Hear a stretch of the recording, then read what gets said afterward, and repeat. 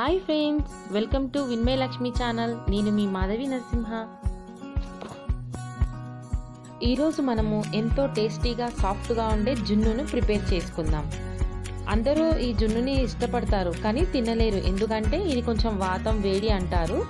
నేను చూపించే విధంగా చేసుకోండి, అలా ఏమీ ఉండదు. జున్ను పాలు దొరకడం చాలా రేర్ అండి. మనకు ఒక 1/2 లీటర్ పాలు ఉన్నా కానీ దాని క్వాంటిటీ పెంచుకోవడానికైనా లేదా ఇంకా సాఫ్టీగా రావాలి అనుకున్నా కానీ మనం అందులో నార్మల్ మిల్క్ యాడ్ చేసుకుంటే చాలా బాగుంటుంది, టేస్టీ వస్తుంది అండ్ మనకు క్వాంటిటీ కూడా ఎక్కువగా ఉంటుంది. జున్నును ప్రిపేర్ చేసుకోవడానికి కావాల్సిన ఇంగ్రీడియంట్స్ వచ్చేసి 1/2 లీటర్ జున్ను పాలను తీసుకున్నాను. అందులోకి 1/4 కప్పు వరకు నార్మల్ మిల్క్ నండి, ప్యాకెట్ పాలనే తీసుకున్నాను నేనైతే. 1 కప్పు వరకు తురుముకున్న బెల్లంని తీసుకున్నాను.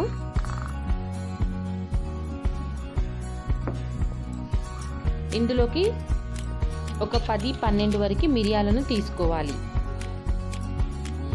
ఇలా తీసుకున్న మిరియాలను పొడి చేసుకోవాలి.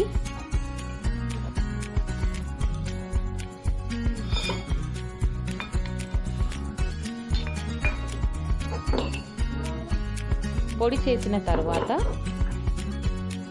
ఒక మందపాటి గిన్నెను తీసుకోవాలండి. అల్యూమినియం పాత్రను తీసుకున్నాను. అందులోకి నేను తీసుకున్న 1/2 లీటర్ జున్ను పాలను యాడ్ చేసుకున్నాను. జున్ను పాలను యాడ్ చేసిన తర్వాత 1/4 కప్పు వరకు నార్మల్ మిల్క్ని యాడ్ చేస్తున్నాను. మీరు ఈ నార్మల్ మిల్క్ నండి ప్యాకెట్ పాలు ఏదైనా యూస్ చేయొచ్చు. ఇలా పాలను యాడ్ చేసుకున్న తర్వాత తురుము పెట్టుకున్న బెల్లాన్ని యాడ్ చేసుకొని కలుపుకోవాలి.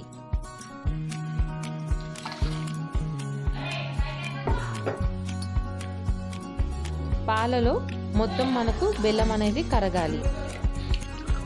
ఈ విధంగా బెల్లం అంతా కరిగిన తర్వాత మనము పొడి చేసి పెట్టుకున్న మిరియాల పొడిని యాడ్ చేసుకోవాలి.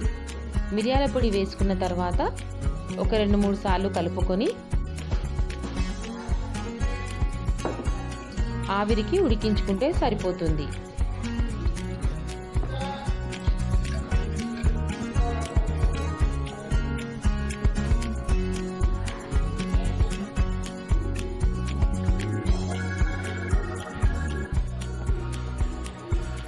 ఆవిరికి ఉడికించుకోవడానికి కోసం నేను ఒక మందపాటి అల్యూమినియం పాత్రను తీసుకున్నాను. దాన్ని ఒక 5 నిమిషాల పాటు లో ఫ్లేమ్లో వేడి చేసుకున్న తర్వాత అందులోకి ఒక చెంబుడు నీళ్ళను వేసుకున్నాను. మీరు కావాలి అనుకుంటే ఒక 2 గ్లాసుల నీళ్ళైనా వేసుకోవచ్చు. నేను మాత్రం నార్మల్గా చెంబుతో వేసేసుకున్నాను. కొద్దిగా నీళ్ళు వేడెక్కిన తర్వాత మనం ప్రిపేర్ చేసి పెట్టుకున్న పాలని అందులో పెట్టుకోవాలి. మనం పాలను పెట్టుకున్న గిన్నె మీదకి మూత పెట్టుకోవాలండి, ఎందుకంటే కింద మనకు వాటర్ బాయిల్ అయ్యి అందులో పడకుండా ఉండడానికి కోసం. అల్యూమినియం పాత్ర తీసుకున్నాం కదండి పెద్దది, ఆవిరి అనేది బయటికి రాకుండా దాని మీద కూడా ఒక ప్లేట్ పెట్టుకోవాలి.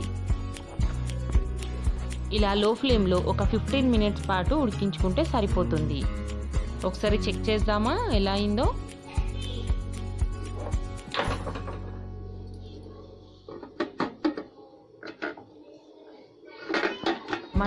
మనం చేసిన జున్ను కరెక్ట్ కన్సిస్టెన్సీలో వచ్చిందా లేదా చెక్ చేసుకోవడానికి నైఫ్తో ఒకసారి స్పోర్క్తో లేదా ఒకసారి గుచ్చి చూడండి.